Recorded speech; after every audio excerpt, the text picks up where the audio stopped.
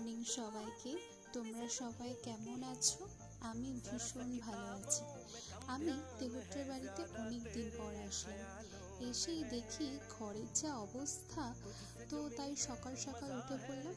আর একটা কারণও যদিও ছিল, আমার পাশের বাড়ি এক মামার আশীর্বাদ। তো সকালবেলা ঘুম থেকে উঠেই যেটা আমার ফার্স্ট কাজ সেটা হচ্ছে জল আমি খাই। কিন্তু এখানে যেহেতু আগের দিন রাতে কিছু রাখা হয়নি ভিজিয়ে, তাই প্লেন ওয়াটারটাই খেয়েছি। সকালবেলায় উঠেই আমার বিছানার চাদর এবং ঘর যেগুলো পরিষ্কার করার সেগুলো আমি করে নিচ্ছি।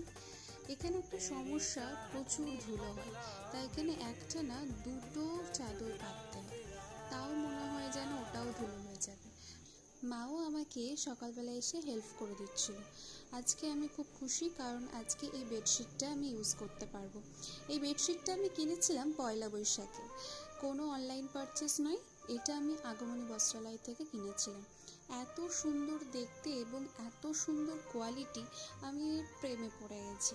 এটা যখন আমি বিছানায় দিলাম তখন এর বিছানার লুকটাই চেঞ্জ হয়ে গেল। বেডশিটটা চেঞ্জ করে নিয়ে আমি ঘরটাকে একটু পরিষ্কার করে নিলাম।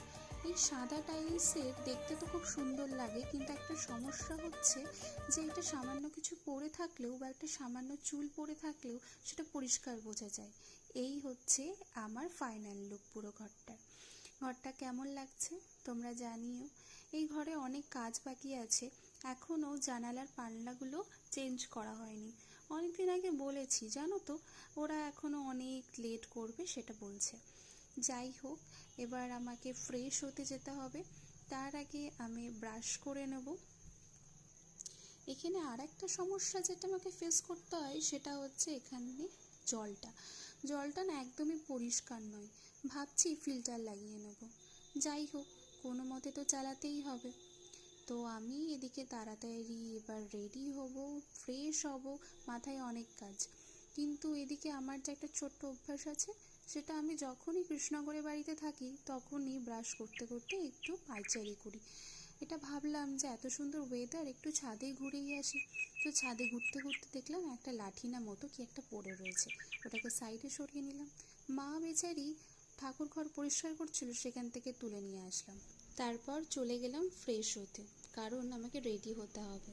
আজকের মতো টাটা, পরে দেখা হবে আবার।